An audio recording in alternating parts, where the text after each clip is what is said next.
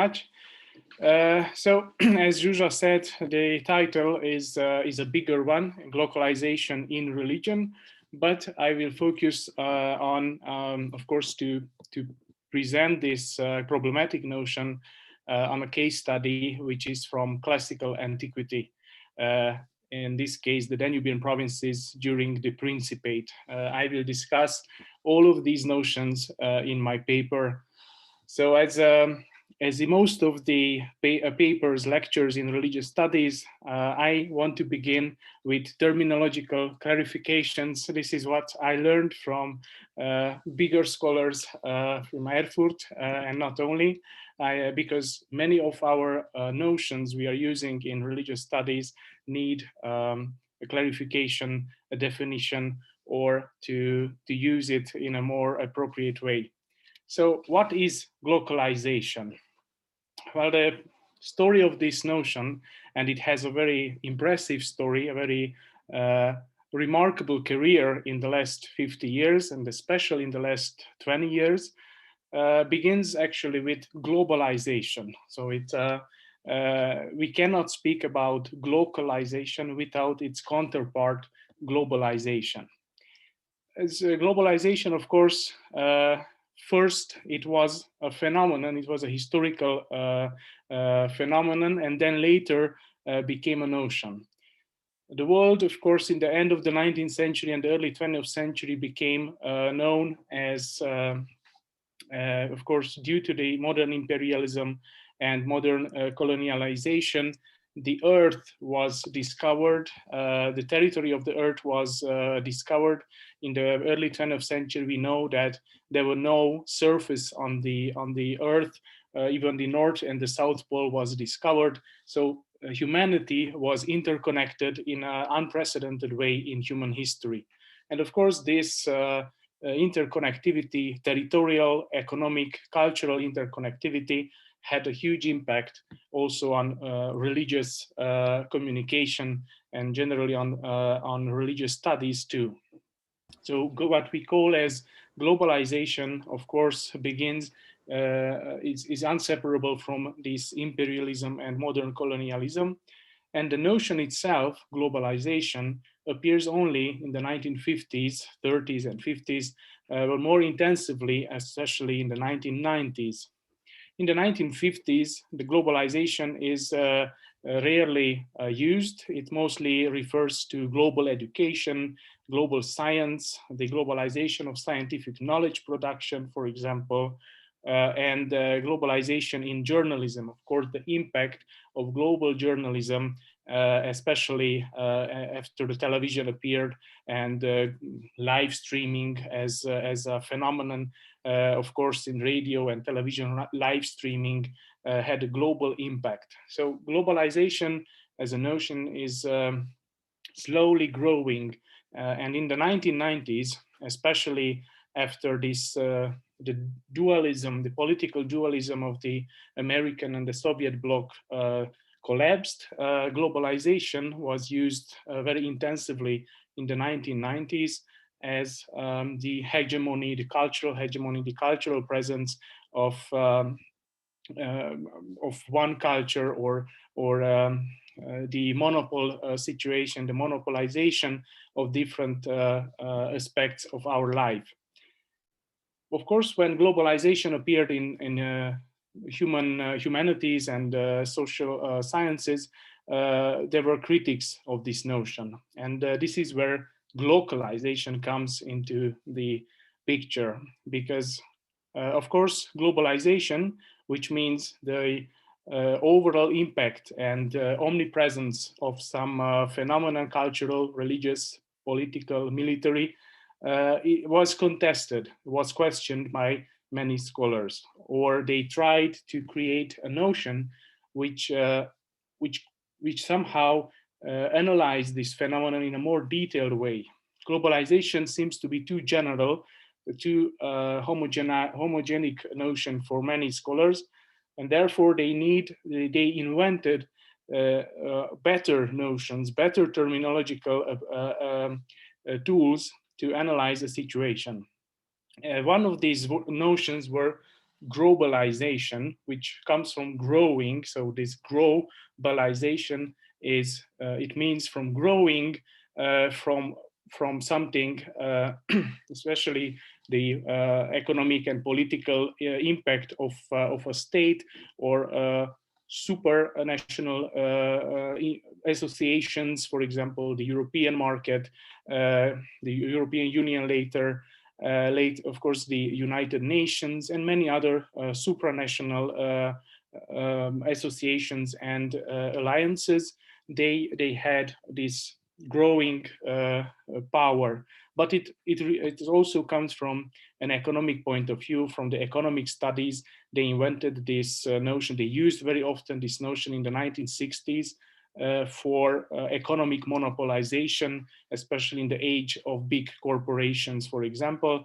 So this notion, globalization, was focusing especially on the process. So it was not like a per se notion, but it was focusing on dynamics of growing, how something became global. So that was a more detailed, a more active notion, where the dynamic of religious growing or something which has a monopoly was more analyzed in a sociological sense.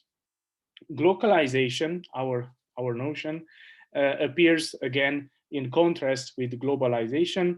While globalization comes from a centrum peripheric system, where there is a center, there is a monopoly of something, knowledge, education, power, religion, and so on. So the globalization narrative was questioned by this glocalization, which analyzed the importance of the local in contrast with the global phenomenon.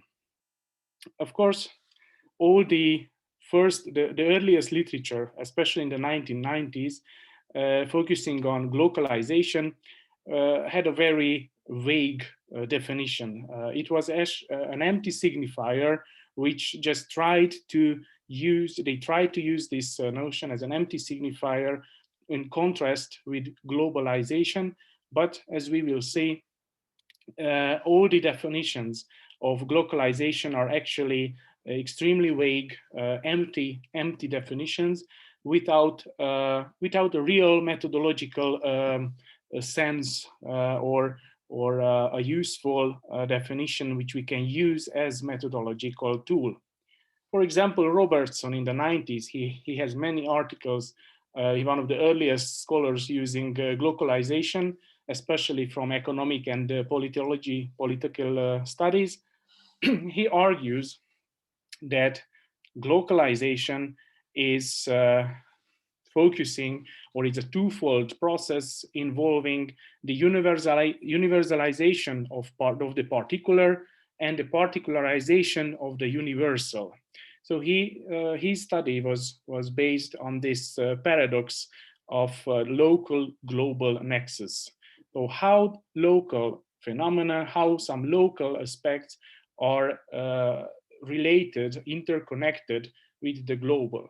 But of course, in this short definition and in his works, it was not really clear how this contrast of local and global can be analyzed. What's the meaning? Why we need to focus on both, or why this local and global is important to analyze.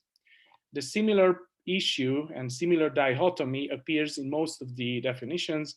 So this local is in contrast in a comparative analysis with the global. So it usually it's a comparative analysis where scholars are comparing some local phenomena with the global one, and then they made some general claims or general conclusions.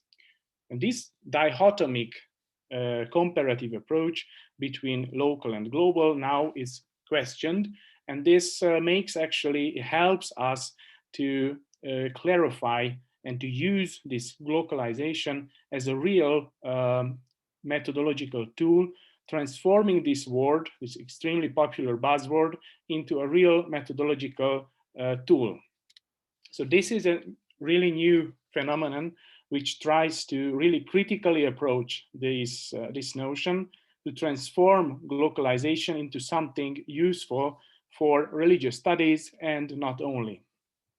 Actually, the first attempt to transform glocalization into a real methodological tool comes from political science, sociology, and urban studies. For example, there are some titles you see here where glocalization is used as a very complex method to analyze some particular case studies, but none of them are coming from religious studies.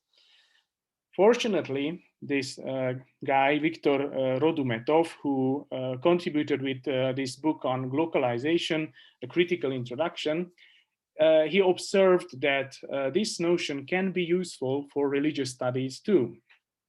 So Rodumetov organized a special issue in 2017-18 in the journal Religions on this topic, this very topic of global religions.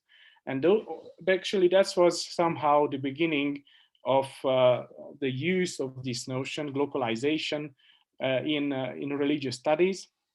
And all the articles are extremely interesting in in this special issue of the journal Religions. So I recommend for those who really want to go deeper in the theoretical part and the theoretical discussion on this notion, how can we use it in religious studies? But as you can see, it's really something recent. So the notion itself as an empty signifier exists in the last 50 years, but in religious studies is something recent.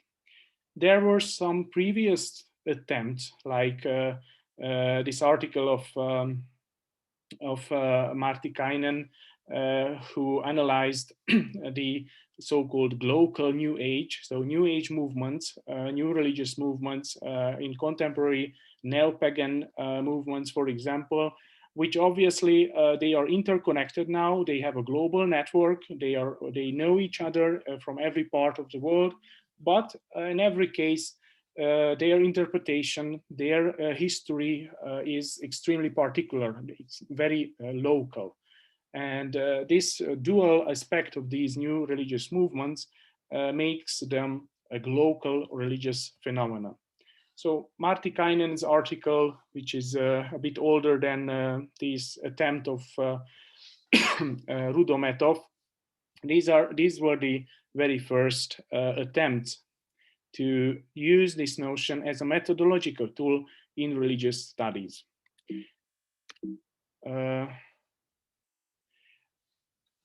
Of course, this journal had a very interesting article by Van Alten.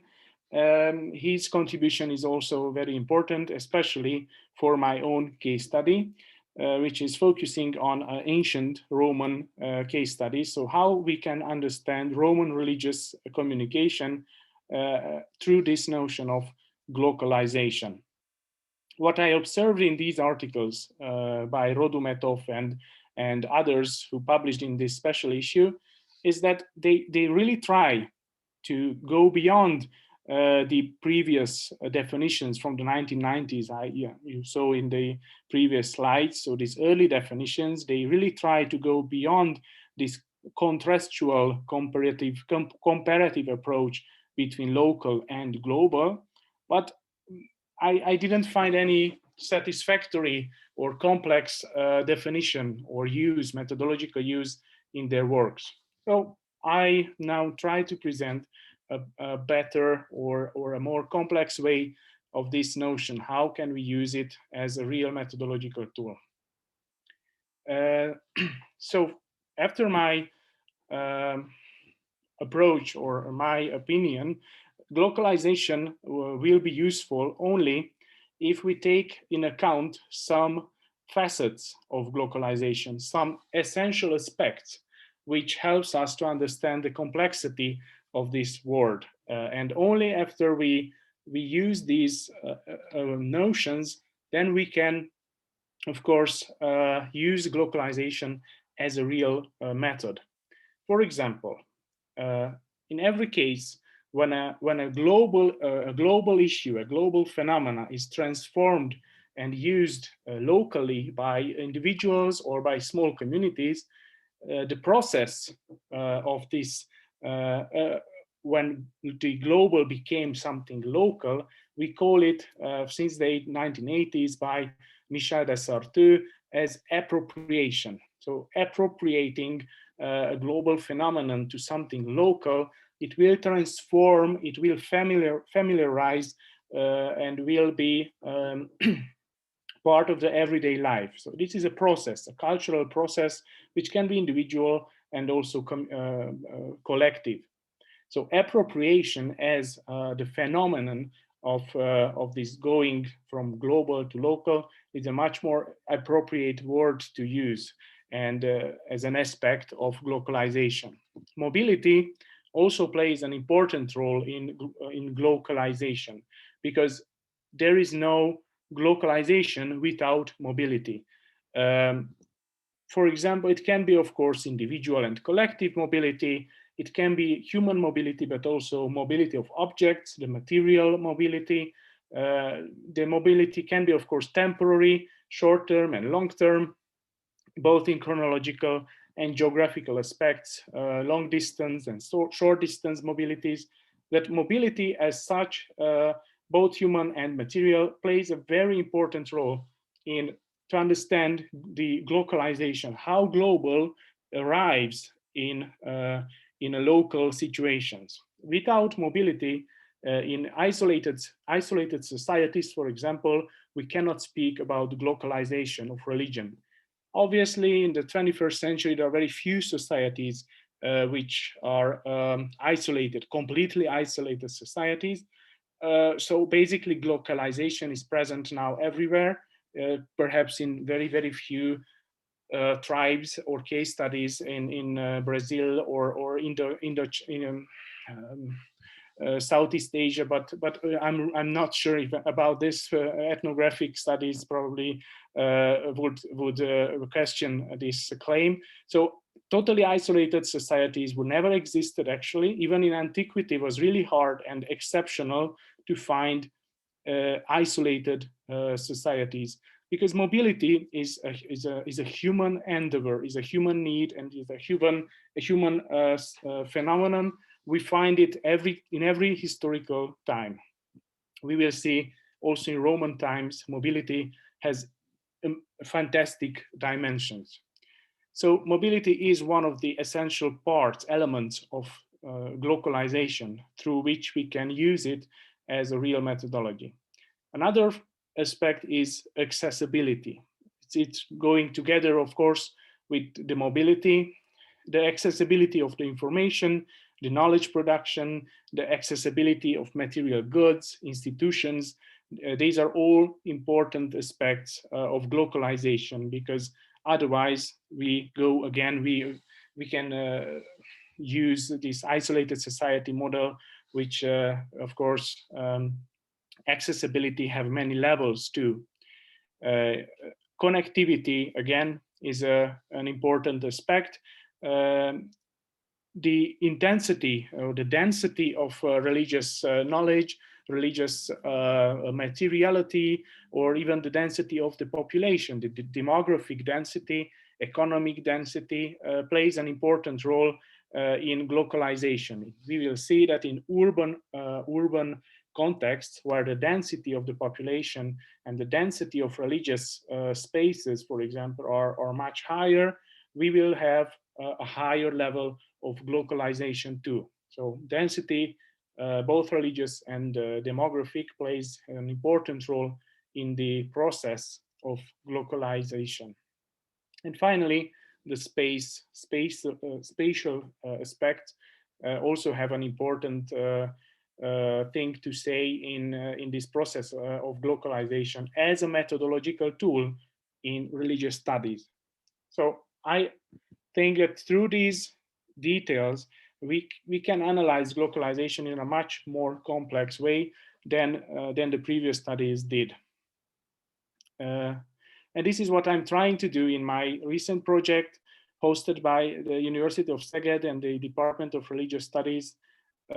which is a still ongoing project, and I really have no idea when I will finish it, but let's hope the best.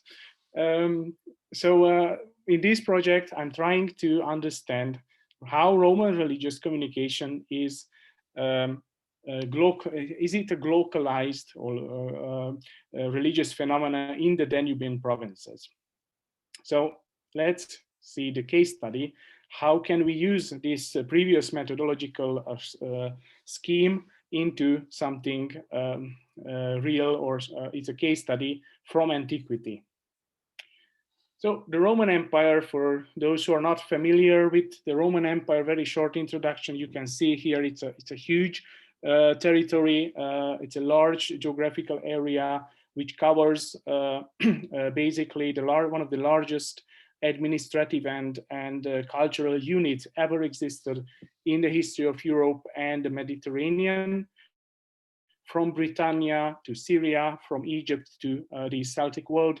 And of course, the mobility, accessibility, and connectivity of this huge empire is going much further than these limits. We have Roman material in Scandinavia. We know very well from literary sources and archaeological sources the Germanic, Celtic, and today Poland, Czech Republic, Ukraine was also well connected by economic routes with the northern limes of the Roman Empire.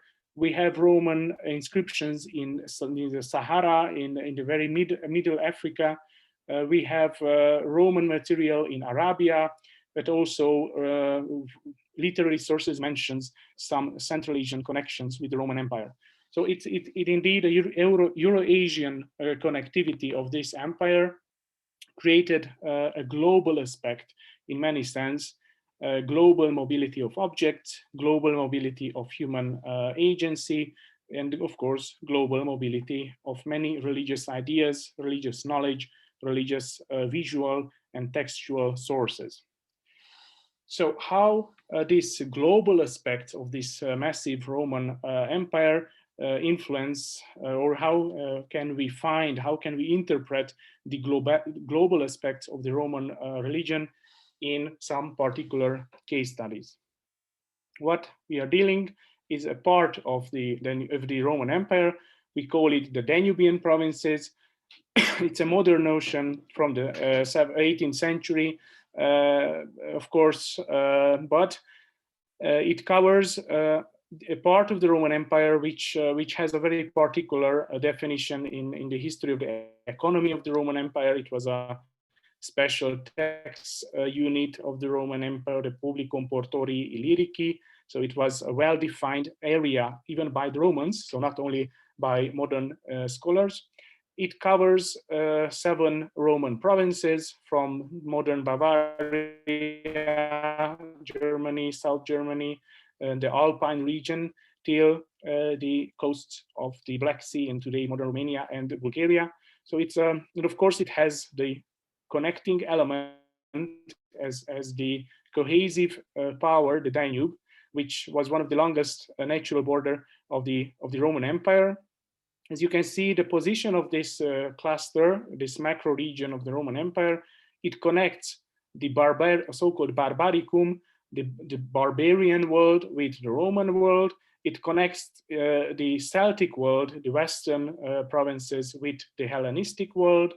It connects also the Mediterranean world with the northern edges of the Roman Empire. So it was somehow in a transitional area of the Roman Empire, and this position of geographical position will play a crucial role also in religion of these provinces. Of course, these provinces have each of them, in each case we will see religious particularities. This is why glocalization is a useful method to understand what is happening locally, but we cannot separate from this big picture. So the big picture and the small case studies can be understood very well by the model of glocalization. Roman religion was interpreted for a long time from this globalist. Do you hear? I think my internet is unstable. So the globalization model of the Roman religion for a long time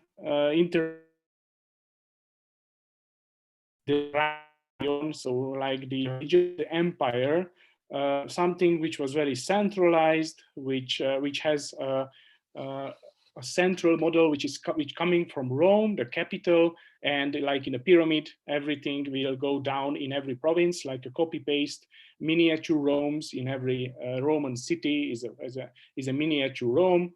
So this the globalist model of the Roman religious in Roman religious studies promoted this idea that the Reichsreligion has some general aspects which is more in the in every province, in every city, in every individual case of the Roman Empire. So, of course, in those cases where this model was not working, then scholarship invented the provincial religion as a notion, as an empty signifier, and everything which was not really fit to the global model. Then we interpreted as provincial religion or interpretatio Romana, how the Romans interpreted the local pre-Roman religious phenomenon. Of course, this model, which makes this extreme dualism between the Reichsreligion, the religion of the empire, and the provincial religion, everything which was pre-Roman, is an extremely unflexible and centralized idea. It comes from the 19th century, of course, 19th century colonialism, colonialist approach in classical scholarship, where, of course, Rome, the capital of the empire, represents the centrum, the center of the world, and everything else is the periphery. So it's like radiating religion to the provinces. Well, in some cases, obviously, we do find this globalist view because we do find Jupiters everywhere. The cult of Jupiter Optimus Maximus, the main god of the Roman pantheon, and the Capitoline triad, the cult of Jupiter, Juno, and Minerva. Of course, it is well presented, and it's well documented in every Roman city and every Roman province. So these are indeed some repetitive copy-paste religious knowledge and religious interpretations. But if we go a bit, if we zoom in, if we understand how Jupiter and how many forms, how many shape this god was interpreted, how many names, how many special epithets, the onomastic and the theonymic variety of the god reflects actually what I called in my model the appropriation. So Jupiter as a model is indeed transmitted, radiated from Rome by imperial tools, but there are many appropriated forms which made it more comfortable, acceptable, and it transformed this externally imposed divinity, divine agent, into something familiar for the provincial society. But the same is true for the sacrifice. Roman, so what we call Greco-Roman sacrifice, the sacrificial traditions of the Hellenistic world and later, of course, the Roman world is also present everywhere, especially in the life of the officialities, the magistrates, the military officials. So Roman sacrifice as a religious knowledge transported in the provinces is present indeed, but again, in many various forms, we will find many interesting case studies which shows that Roman sacrifice has also, especially the divinities used in this process, has some exceptional cases. But there are indeed some global aspects of what we call today Roman religion. But in most of the cases, we will find glocal religious case studies.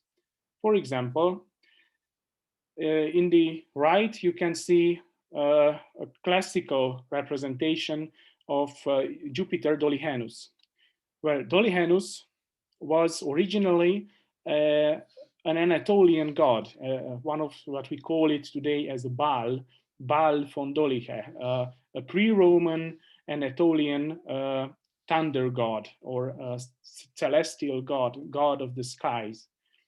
It was transformed in the Hellenistic times, and it will have a Greek shape, a Greek body, a Greek vestment, and later this guy, this divinity, is transformed into a Roman soldier. So basically, the Jupiter Dolihanus, the Roman god, has an iconographic root, an iconographic history till the Bronze Ages of Anatolia, in the Hittite period, in the Neo-Assyrian iconography, but Romans transformed this god into their own interpretation, into their own appropriation. But this was a centralized scheme. You find this relief is from Rome, where we find Jupiter in the very typical Roman aspect. It looks like a Roman emperor, a Roman soldier standing on a bull, and of course he has a counterpart, Juno, wife of Jupiter, on a deer. And they are standing in an edicula type of building, in a temple, in a sacralized space. So it is a beautifully well-constructed global religious visuality. Now, then in the provinces, we find something totally different and in many forms. Instead of doing the official way of worshiping their gods and representing their gods, you will find some particular case studies. For example, this one is from Ehadia, a Roman auxiliary fort, a Roman small town in Dacia, today Transylvania, where you basically the two divinities are united in one picture, in one visual element by their zoomorphic representation. So you find the deer and, of course, the symbol of Jupiter, the eagle. So it is Jupiter and Juno, but somehow united in one picture because, well, the space was very small. It's part of a column. So the artist, the local artist, you probably find it more convenient to represent this visual message united in something extremely new. So it's a reappropriation of a global message. So we have a global product, a production of the Roman Empire as a global power, reappropriated in a local form. Another one is this unique type of representation. This is what we call Cautes. Cautes was a god, was a torchbearer, a helper of Mithras. Mithras, one of another beautiful case study for a production, a global production of Roman religiosity. It has a fixed iconography, a canonized iconography copied in hundreds of reliefs. It looks everywhere the same. This guy usually have in his arms a torch and a torch bearer. And of course, usually, so the representation of Cautes is this beardless young guy in a Roman vestment, sometimes with Persian elements, and usually with a torch. In this case, however, we see a new type of representation with a head of a bull. This is Cautes with the so-called bucranium, head of the bull. The bull as a representation, an important element in the Mithras iconography, appears extremely rare in only 6 cases. We know only 6 cases from the entire Roman world when Cautes, this torchbearer, has no torch but head of a bull. We don't know why the artists or the religious community or the individual, or we don't know why this form, why this new shape was invented. But it seems to be a pattern, a local pattern from Roman Dacia, because from the 6 known cases, 5 are coming from Roman Dacia, and this one is the only one outside of Dacia in Boppard, today Germany, in Germania. So it's a mystery how this new type of iconography was invented for this divinity. But this is what we call glocalization in Roman religious visuality, because there was a global scheme, there was a global production, the relief of Mithras, the central scene where every single Roman sanctuary, Mithraic sanctuary, had the same iconographic program. And then suddenly somebody somehow, in some unknown reasons, decided to change this central iconography. This is another Mithraic relief. In this case, we see Mithras, the central god, killing the bull. It's a very heavily damaged relief. Unfortunately, it was used as a bank, as it was used in a house. Old ladies were sitting on this relief in the 19th century.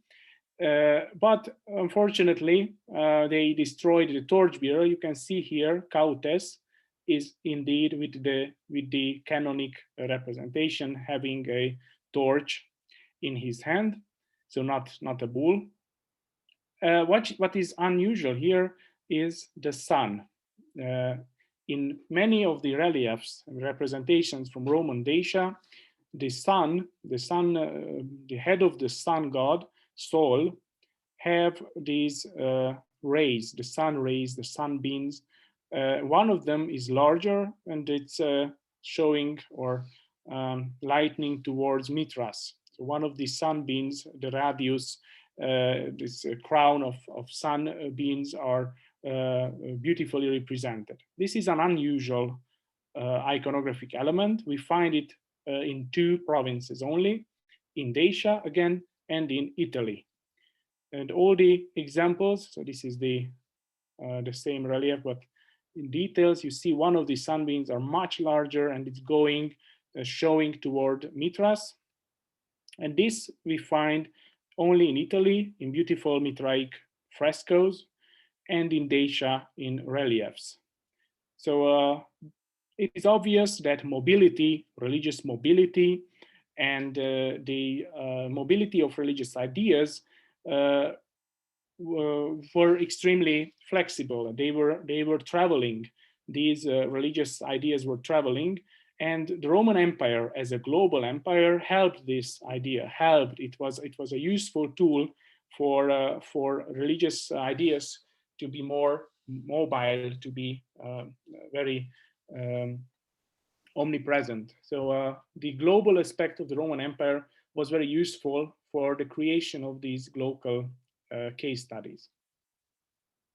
The Danubian provinces, as I mentioned, were extremely well connected, mostly between each other, of course. So the most intense relationship, religious mobility between the Danubian provinces, we find especially along the Danube and some major roads, but also it was well connected. The Danubian provinces was well connected with Asia Minor, Anatolia, in the Greek world, and of course Italy and the Po area. It was also a very important region. And all these complex routes are from the Orbit Stanford University network of the Roman Empire. You can calculate how many days, how many weeks needs, for example, from Porolissum, one of the most northern cities of the Danubian provinces, to arrive in Rome. Of course, it has many possibilities. You can go through Dalmatia, or you can go also through Albania and Macedonia as a province. So it has many possibilities, but in each case it needs at least 40-50 days. So these long distance mobilities, we find many central routes. For example, the so-called Amber route. The Amber route is an important economic route, which exists at least since the Bronze Age, but perhaps even before. And of course, it was continuing in the Roman age. It connected the Po area, northern Italy, especially Aquileia, one of the most important Roman cities. Aquileia connected with Petovio, Savaria, today Szombathely, and it was going in the Barbaricum till Scandinavia, to modern Sweden. So it was the Amber route, of course, named after its most important element, the amber. It connected many Roman cities. As along the Amber route, we find important religious centers, and religious communities have interconnected in this route. Another important route is this Alpine route, which connected Rhaetia, Noricum, and Italy, northern Italy. The Celtic world was well connected in these two major mountainous routes, in the Via Rhaetia and Noricum. It's beautiful case studies for religious appropriations, how pre-Roman religious sites are transformed and still in use in the first years or first decades of Roman presence. But we have, of course, the maritime route in the Black Sea and the Mediterranean, especially the communities, the Greek cities from Asia Minor are well connected with the Decapolis, the 5 big Greek cities in Moesia Inferior, and of course, from this area we have many religious ideas coming in the Danubian provinces, in Dacia, in Pannonia. So these major economic routes were also religious routes. So they were transporting important religious ideas. Religious pilgrimage is one of the most beautiful case studies for religious mobility and to produce glocal material, glocal case studies. The so-called cult of Isis, which is an Egyptian goddess transformed into a Roman one, and this transformation, we can say that it's the result of globalization, Roman globalization, because they created a new global universal goddess, Isis, which is present in every province almost. But when we see in local aspects, in local interpretations, we see many unique or rarely find iconographic stories, narratives. So this is what, when glocalization, we can identify glocalization. For example, these unique reliefs are from Savaria, the big sanctuary of Isis, the Iseum from Savaria, Szombathely. These are very unique representations which were discovered in the sanctuary of Isis. And in, of course, many cases, we have objects like these famous beautiful ways from Enyed. The agates, which is probably were made in Alexandria. We find hieroglyphic symbols, we find ancient Egyptian pharaonic art transported in a Roman province.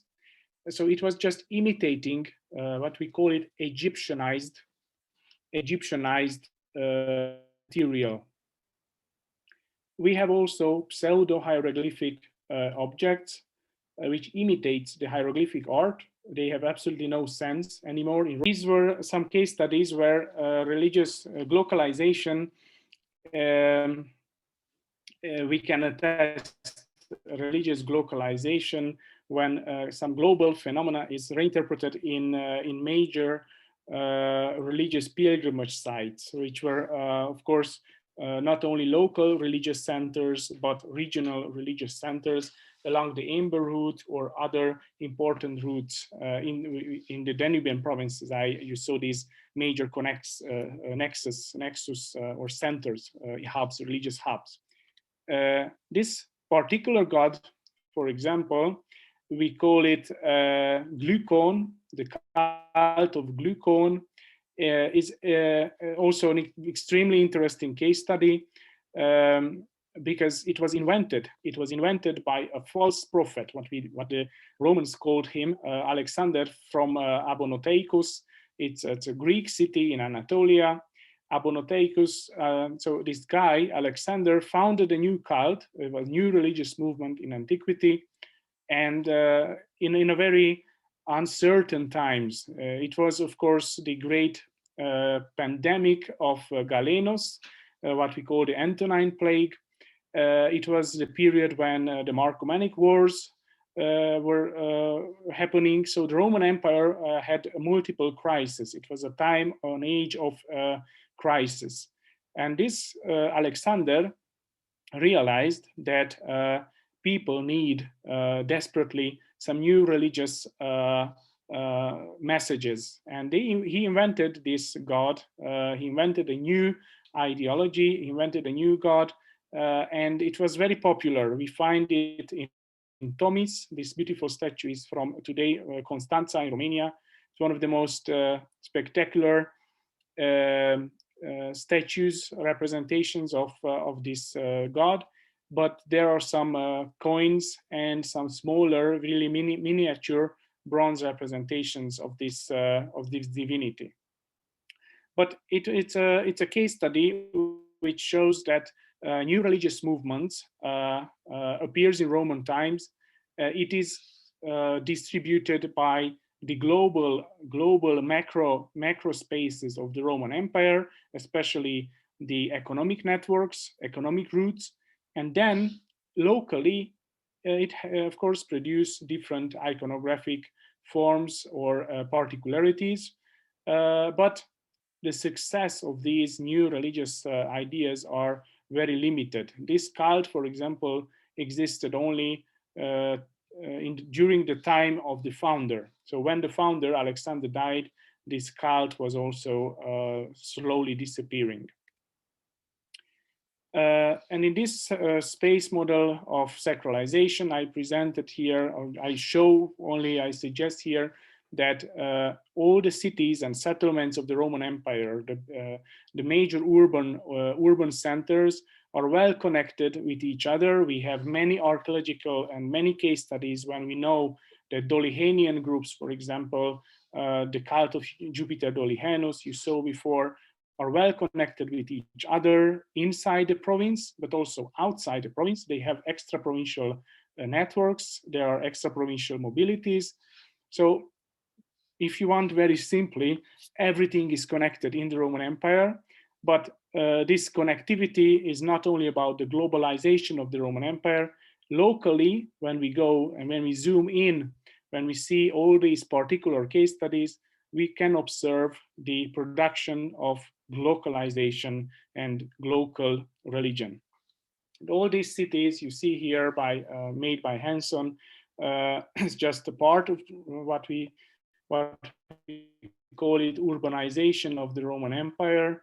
It was the Roman cities, the urban centers of the Roman Empire played a crucial role in religious glocalization, because urban environment is much more fertile, is much better places for glocalization. So in conclusions, the notion itself, glocalization, is a new term, relatively new term in religious studies at least, but it arrives as an empty signifier, as a buzzword, which has, need new terminological qualifications. This centrum-periphery theory in Roman religious studies, which is from the 19th century, need also a new reinterpretation, because Roman religion is much more than just Reichsreligion in contrast with the provincial religion. And as you can see, a solution to this dichotomy of Reichsreligion contra provincial religion is the aspect of glocalization, interpreted or understood by mobility, appropriation, connectivity, density, and spatiality.